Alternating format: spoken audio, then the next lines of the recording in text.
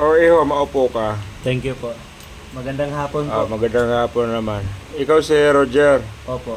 So ikaw yung manliligaw ng anak ko? Opo. Taga saan ka naman iho? Taga Montalban po, Rizal. Saan sa Montalban? Sa San Isidro po. Ay, ganon. So ikaw pala yung manliligaw. Kung sakali ba, sagutin ka ng anak ko, kaya mo na buhayin yan ako? Ano ba trabaho mo? Opo. Seaman po. Ay, ganon? Seaman ka pala?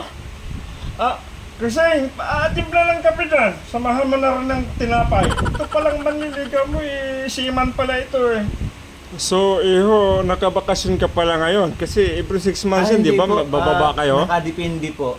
Anong nakadepende? Kapag may buwan, hindi po kami papalaot kasi yung isda no nasa ilalim. So, ibig sabihin, mangingisda ka kaya sinasabi mong seaman ka?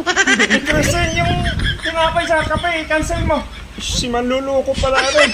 Walang iya ka naman talaga, iho. Kaya pala, iho, sinasabi mo kapag may buwan. Parang yung noo mo, parang buwan, sobrang liwanag. Makakaway ka na. Kasi mo pala sagutin ta.